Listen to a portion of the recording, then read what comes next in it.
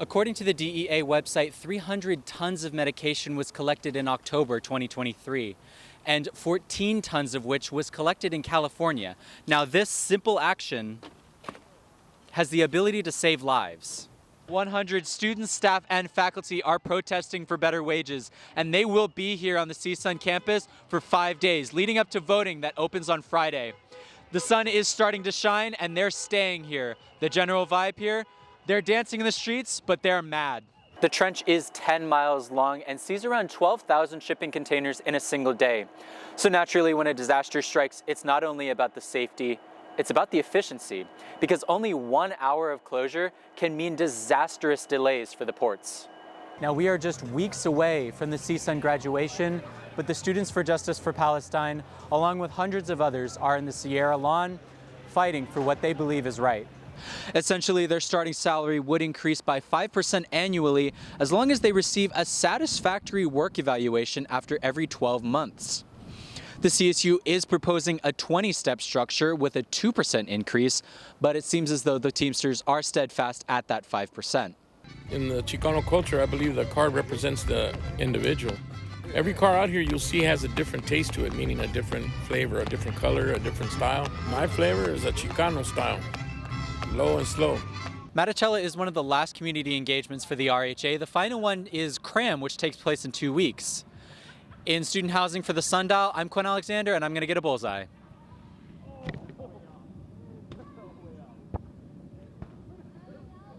Any sharps in the bag at all? No. Okay, great. I'm doing it for my friend. Thank you so much. Have a great day. Dozens stopped by the Burbank Police Station over the weekend to participate in National Take Back Day. And Jenny Scott says it was quick. It's just drive up, they take it. And safe. Thank you, sir. Appreciate it. You're not concerned that it's going, into the waterways or whatever. They'll dispose of it properly. The event is held biannually by the Drug Enforcement Agency. Deputy Special Agent Rob Saccone oversees the LA Field Division and says last time, the Burbank community came out in record numbers. They took back 36 boxes of unused prescription medications, which is a lot for just one city. According to the DEA website, 300 tons of medication was collected in October 2023, and 14 tons of which was collected in California. Now, this simple action has the ability to save lives.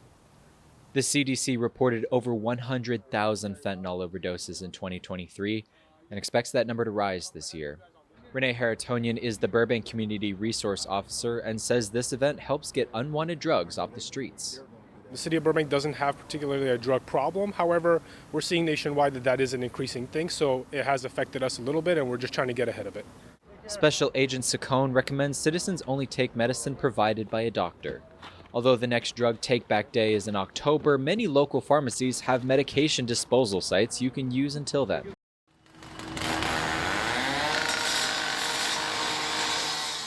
In collaboration with over 130 emergency response teams, the Alameda Corridor Transit Authority held the annual disaster preparedness training on Sunday morning. The drills took place at the intersection of Alameda Street and Compton Boulevard and simulated disaster scenarios first responders may face when working so close to the expressway. The firemen know how to fight fires. They know their business very well.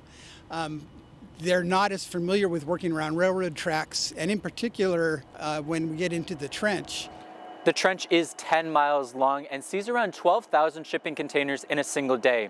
So naturally, when a disaster strikes, it's not only about the safety, it's about the efficiency, because only 1 hour of closure can mean disastrous delays for the ports.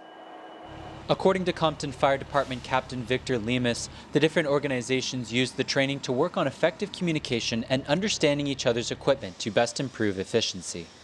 These are events that can occur in the city on an everyday basis. One is hazmat incident, the other one is rescue, and the third one would be a live fire. After almost 30 years on the job, Captain Lemus has yet to see a real disaster situation. So while it might be rare for the city of Compton to receive a call, that might not be the case for the other stations that are also adjacent to the trench. You have to remember that the Alameda Corridor runs from South Los Angeles all the way to downtown LA. So it's multiple miles that is within different parts of LA County. Folks, this is one of those technologies that if you do not master it, it will master you. I want our children to master tomorrow's economy. The next generation of students will now be learning with AI.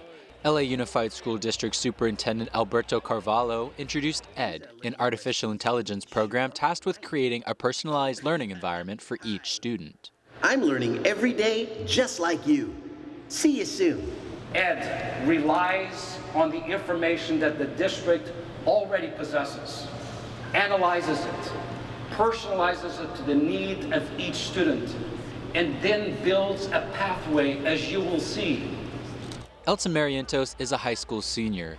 He was given early access to ED and says he not only prefers the personalized learning method compared to the current programs, but it makes it easier for his family to be more supportive of his studies. Since many of them haven't gone to college or high school, this could help me study and do all of that and maybe not put a lot of pressure on my parents. But ED is not just a tool for the classroom. ED goes home with you. Carvalho says the program will wake students up every day and tell them when it's time to leave their home. ED, because it is connected to the GPS of our school buses, will remind the student and the parent about the time of arrival of the bus. Juan, your bus is 5 minutes away. Time to walk out the door. In the Chicano culture, I believe the card represents the individual. Every car out here you'll see has a different taste to it, meaning a different flavor, a different color, a different style. My flavor is a Chicano style, low and slow. I keep the car as a memory. People offer me money for it. It's like a heritage. It's something that's staying with my family. My daughter is 7 years old and she's asking me, Dad, when I grow up, can I drive a caddy? Can I take it to school? Can I take it to work? And I'm always telling them, you can take it anywhere you want. As long as you do good in school, it's yours. Everybody, we hang around. If somebody breaks down, we help them. It doesn't matter their color of the skin, their culture, where they're from. And that's the whole point of lowriding, representation? Yes. Yeah, the culture or lifestyle, that's what it means.